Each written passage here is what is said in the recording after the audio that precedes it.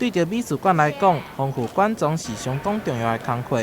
郭维美、廖小平、陈辉东三位艺术家，捐出因家己的作品予台南市美术馆。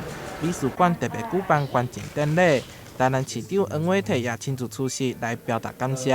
那尤其作为美术馆也好，博物馆也好，一定要充实馆藏。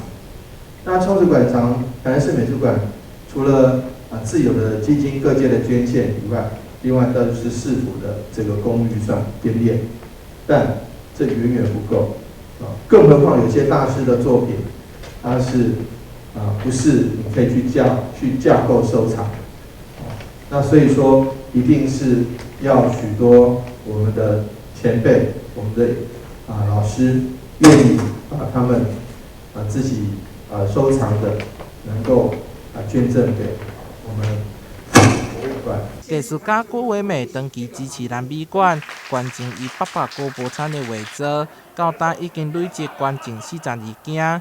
艺术家廖小平在展览结束了后，拢会捐赠作品予南美馆。到今除了自身创作的9件作品，同时也捐赠20件收藏。艺术家陈辉东是南美馆第1任董事长，一直伫艺术领域顶端做着贡献。这摆是将伊家己的肖像画捐赠出来。我的作品还有我学生的作品，我捐给台南美术馆。其实是我做了抛砖引玉的这个的动作，后面还会陆陆续续还会捐。更重要的是，我希望能够引起更多的前辈艺术家、藏家也都踊跃来捐献给美术馆。我们也希望各界艺术家或者收藏家或者家属，可以把你们最好的作品可以捐给南美馆。南美馆是一个典藏作品最好的一个地方，我们会善尽保管的责任，让全体市民、全国同胞都可以陆陆续续看到这些作品之外，还可以衍生一些其他的一些推广的活动。